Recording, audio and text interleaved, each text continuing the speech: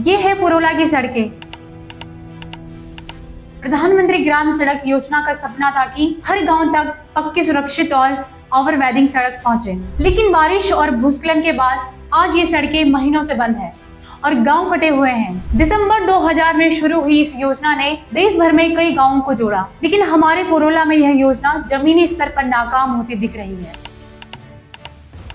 साथियों, बात करते हैं पुरोला में छाड़ा गांव जाने वाली सड़क की। ये सड़क भूस्खलन के बाद से बंद है। मलबा अब तक नहीं हटाया गया। लोगों को आने जाने में कई समस्याओं का सामना करना पड़ रहा है। दूसरा बड़ा मार्ग पुरोला से पोरा, जो कई महीनों से बंद ही पड़ा है, लेकिन प्रशासन की तरफ से कोई ठोस कदम अब तक नहीं उठाया गया। न मशीनरी पहुंची, न मलबा हटा। और यहाँ सवाल उठता है, PMGSY के कर्मचारी कहाँ हैं? क्या उनकी ड्यूटी सिर्फ फाइलों में रिपोर्ट बनाने की है? क्या सड़क खोलना उनकी जिम्मेदारी नहीं है? जनता परेशान है और कर्मचारी शायद कागजों पर सड़क चालू दिखाकर चैन की नींद सो रहे हैं। साथियों, ये सिर्फ 2 सड़कें नहीं, पुरोला क्षेत्र में कई और मार्ग भूस्खलन की वजह से बंद पड़े हैं। बच्चों की पढ़ाई प्रभावित हो रही है।